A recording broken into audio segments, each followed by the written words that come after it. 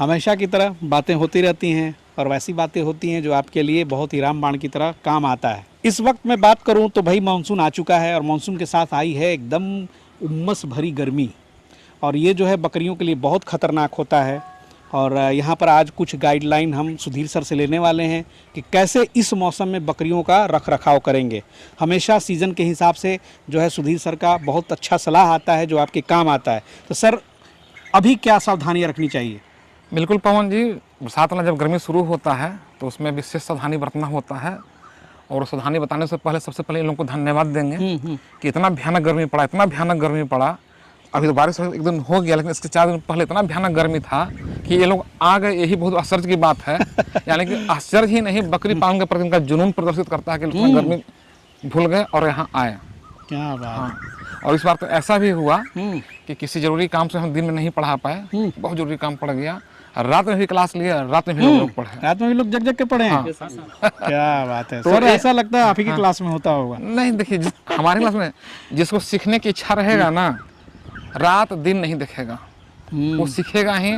और करने का जुनून है, वो करके आपको दिखाएगा ही। ये सब जुनूनी आदमी हैं। हर बैच में मैं देखता हूँ, हर बैच जो होता है बहुत ही क्लासिक होती है। बहुत अच्छे अच्छे प्रोफाइल के लोग आते हैं, बहुत अच्छे अच्छे युवा आते हैं जो ऑलरेडी कोई काम भी कर रहे होते हैं, साथ में पार्ट टाइम भी शुरू करना चाहते हैं। और मुझे लगता है कि बकरी पालन एक ऐसा स्वरोजगार है कि आप उसको इस एंगल से सोच भी सकते हैं। तो चलिए आज का वीडियो शुरू करते हैं जी। तो देखिए, जब भी बरसात शुरू होने का रहे या भयानक गर्मी पड़े जी, तो यहाँ पर जो समस्या मेन आता है उसके बारे में हम चर्चा करने जा रहे हैं।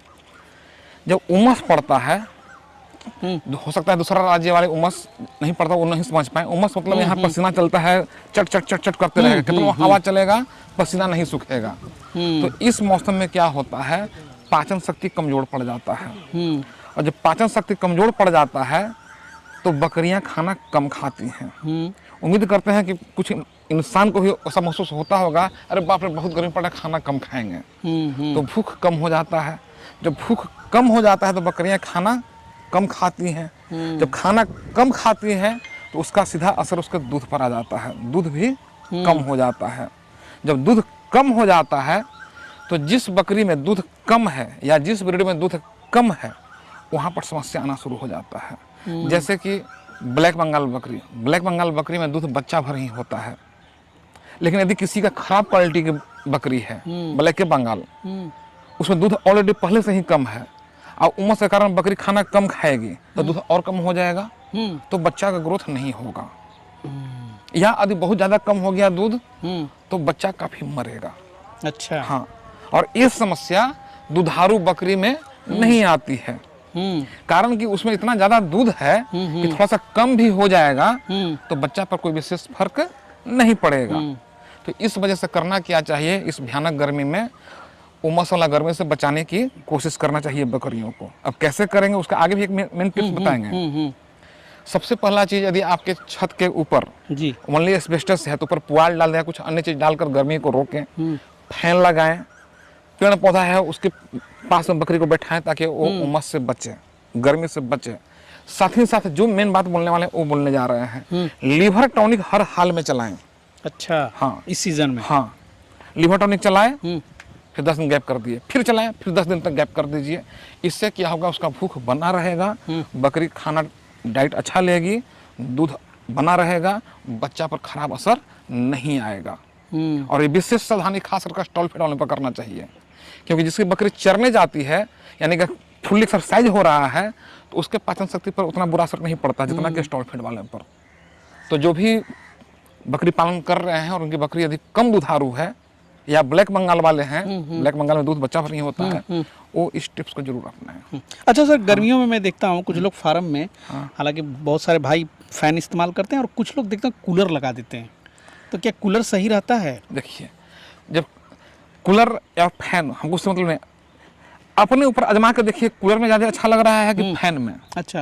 यदि कूलर अच्छा लग रहा है तो कूलर, फैन अच्छा लग रहा है फैन। हमको किसी तरह बचाना है। या कभी कभी देखिए उमस गर्मी पड़ रहा है, पेड़ के नीचे जाकर बैठिए, ये कूलर का हवा थोड़ा सा ज़्यादा उसमें मॉइस्चराइजर और वो ठंडा रहता है। कभी कभी उमस में कूलर वो काम नहीं करता है, लेकिन पाचन शक्ति उसको बना कर रखिए, अच्छा रिजल्ट मिलेगा। बहुत बढ़िया। दूसरा मेन चीज क्या ध्यान देने वाली बात है, चराई वाली बकरी के लिए हम बोलने जा रहे हैं। यदि आपकी बकरी या किसी की बकरी चरने वाली है, उसको तो घूमने का आदत बना हुआ है, और यदि आप नहीं चेते, नहीं सावधान हुए तो क्या समस्या आ सकता है। बकरी का ऐसा नेचर होता है कि उसका स्वभाव को यदि आप अचानक बदलने की कोशिश कीजिएगा तो वो अचानक से वो बदल नहीं पाती है और तनाव में आ जाती है। और जैसे ही बकरी तनाव में, बकरी क्या इंसान भी तनाव में कोई भी आएगा ना, उसका पाचन शक्ति कमजोर होगा और रोग से लड़ने की क्षमता कमजोर होता है। क्लियर। तो यहाँ बकरी तनाव में इसलिए आती है कि बकरी को चरने के लिए जगह गर्मी में खूब खेत खाली रहता है। मैदानी इलाके की बात कर रहे हैं, जंगली इलाके की बात नहीं। जैसे हम बिहार में हैं, मैदानी इलाका में, तो मैदानी इलाका में गर्मी में पूरा खेत खाली रहता है, बकरी पूरा चर रही है, घूम रही है, बिंदास रह रही है। और बारिश के मौसम में जब अचानक पानी पड़ता है और आप सचेत नहीं रहे तो अचानक तो पूरा खेत में फसल लग जाएगा, धान की रोपनी हो जाएगा, फिर चरने का व्यवस्था खत्म हो जाएगा। और जब चरने का व्यवस्था खत्म हो जाएगा, फिर सोचिएगा हम अचानक स्टॉल फीड पर लाएं, तो यहाँ पर समस्या पैदा हो जाता है। यानी कि बरसात में ये यही कारण है कि आपको खेत में फसल रोपाने से पहले बकरी का जो चरने वाला स्वभाव है उसको धीरे धीरे कम कीजिए और बकरी को स्टॉल फीड पर कन्वर्ट कर लीजिए, यदि आपके यहाँ चरागाह की व्यवस्था नहीं है तो। नहीं तो भयानक समस्या में फंसिएगा, बकरी तनाव में रहेगी, खाना कम खाएगी, बीमार पड़ेगी। तो होगा क्या, बीमार तो पड़ेगी, बच्चा मरेगा, बच्चा पर असर आएगा या एबॉर्शन के चांसेस काफ़ी रहेगा। तो जिनके यहाँ चरागाह की व्यवस्था नहीं है, इस चीज़ को आप ध्यान दें और बकरी को अभी से ही स्टॉल फीड पर कन्वर्ट करना शुरू कर दें, तो ये ज़्यादा अच्छा रहेगा। किसानों के लिए जो सटीक सलाह होता है तो किसानों के लिए क्या, हम तो चाहेंगे कि आप वीडियो देख रहे हो अच्छा लगे तो जो गांव में 2-4 बकरी भी पाल रही महिलाएं, उनको भी फॉरवर्ड कीजिए, वहां तक भी पहुंचाइए। यदि वीडियो नहीं देखती हैं, गरीब है, उस ये वाला मोबाइल नहीं है जिस पर यूट्यूब चल सके, तो जाकर मौखिक रूप से उसको जागरूक किया जाए तो ज़्यादा अच्छा रहेगा जी। और यदि वैक्सीनेशन भी नहीं कराए हैं अभी तक तो वैक्सीनेशन तो जरूर हर हाल में करा लें, ये महीना काफ़ी की ज़रूरत पड़ेगी। तो इतना यदि करते हैं तो बकरी पालन में आराम से सफल होंगे। बरसात वाला टिप्स जो हम दिए, बहुत बहुत धन्यवाद सर। और इम्यून पावर को बढ़ाने के लिए, उमस वाला गर्मी में इम्यून पावर भी कमजोर हो जाता है, तो गुड़ के पानी में हल्दी मिलाकर उसके लिए तो स्पेशल एक वीडियो बनाया आपने, पिलाएं, इम्यून पावर तगड़ा रहेगा। तो उम्मीद करते हैं वीडियो जो है, तो उम्मीद करते हैं सब टिप्स जरूर आजमाएं और अच्छा लगा होगा तो फॉरवर्ड भी करें जी। सुधीर सर की वीडियो सर्च करें, देखें, एक से एक जो है उसमें ज्ञानवर्धक बातें और जानकारियाँ आपको मिलेंगी। और चलिए थोड़ा सा ये तो आपके लिए हो गया, और थोड़ा सा छात्रों से भी परिचय कराएं कि कौन कौन प्रोफाइल से कहाँ से लोग आए हैं। यहाँ से शुरुआत करते हैं। सर नमस्कार, क्या नाम है? नमस्कार सर जी, क्या नाम हुआ आपका? ओम प्रकाश सर। कहाँ से आए हैं? यूपी के गाजीपुर जिले के बेलथड़ी गांव से। आप? मेरा नाम श्याम सुंदर सर है। हम रोहतास जिले से डेहरी ऑन सोन से आए हैं। अच्छा। और सुधीर सर के 6 साल से वीडियो देख रहे हैं। 6 साल से वीडियो देख रहे हैं? हाँ सर। वाह। सुधीर सर के ऐसे कौन कौन सी वीडियो जो सबसे ज़्यादा अच्छी लगी आज तक? लिवर टॉनिक वाला सर। लिवर टॉनिक वाला वो बनाए भी हैं, एक बकरी हम रखे हैं, उसको पिलाते भी हैं। हाँ, इमली वाली। हाँ, और नहीं तो कभी कभी बोलते हैं इमली का पत्ता डायरेक्ट दे दो, वो भी हम दे देते हैं। हाँ सर। कितनी बकरी रखे हैं? अभी सर 2 रखे हैं। 2 रखे हैं? हाँ सर। तो अभी बढ़ाने का इरादा है? हाँ सर, है ना। चलिए बढ़ाइए, तो फिर हम लोग को भी बुलाइए। हाँ सर, आइए ना हमारे यहाँ। मेरा नाम रवि कुमार हुआ और हम पूर्णिया जलालगढ़ के रहने वाले हैं। और हम, मेरे फैमिली बैकग्राउंड जो कि पशुपालन से रहे हैं। इनसे पहले जो है कि मुर्गा फार्म हमारे पापा जी चलाते थे, और अब जो है कि वो इस तरह चलाते थे कि नया बॉयलर का जो है कि सिर्फ एकमात्र बॉयलर का करते थे, उसमें उतार चढ़ाव आते रहता था। तो फिर हमने अपना एजुकेशन पूरा करके अभी जो घर पे बैठा, तो हमने सोचा कि नहीं, अब इंटीग्रेटेड की तरफ ध्यान दिया जाए। इंटीग्रेटेड में क्या होगा कि ज़मीन है आपके पास? ज़मीन मेरे पास है अवेलेबल, बिल्कुल हो सकता है। मेरे पास ज़मीन अवेलेबल है और शेड भी है बना हुआ। मुर्गा का देखिए आपको पहले से आइडिया है, तो उसमें भी आप कुछ देसी घुसाइए। हाँ, उसके बाद ज़मीन है तो बकरी पालन स्टार्ट के साथ में मछली पालन भी लगा दीजिए। 3 तो ये बेसिक चीज़ें हैं, ये आप कर सकते हैं। इंटीग्रेटेड की तरफ जाएंगे तो डिफरेंट तरह के रखेंगे ही, और चलेगा सर, बिल्कुल चलेगा। आज के दौर में ये चीज़ें बहुत पॉपुलर हो रही हैं। आपका क्या नाम हुआ? जी, मेरा नाम प्रमोद कुमार हुआ है, मैं खुसरूपुर से आया हूँ। खुसरूपुर से हैं जी। अच्छा, आप सर? सर मेरा नाम राहुल कुमार है, मैं लातेहार जिला झारखंड से आया हुआ हूँ। अच्छा।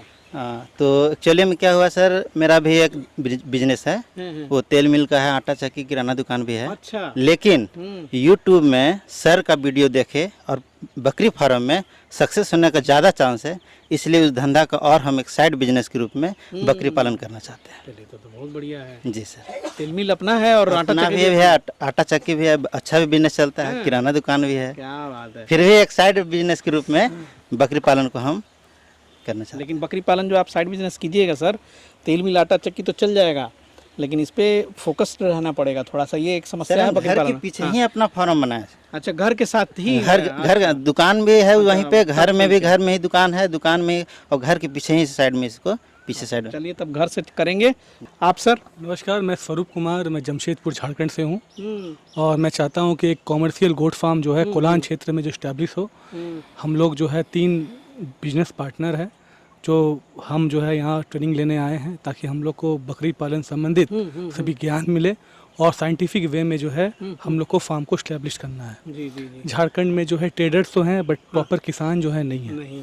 हम लोग चाहते हैं सर के गाइडेंस में हमेशा रहें और कॉमर्शियल गोट फार्म का जो इस्टेब्लिशमेंट करें। चलिए सर, बहुत अच्छी सोच है और उम्मीद करता हूँ जब सेटअप करें तो ज़रूर इनवाइट करें, ठीक है ना, क्योंकि आप जिस स्टेप्स को उठाते हैं करते हैं तो एक तो फ़ायदा ये हो जाता है कि सुधीर सर भी वहाँ जाते हैं, पहुँचते तो बताते हैं कि क्या गलती हुई, क्या उसमें सुधार की ज़रूरत है, और दूसरा उस वीडियो को देख करके भी लोगों को आइडिया मिल जाता है ना। चलिए सर, बहुत बहुत धन्यवाद सभी का।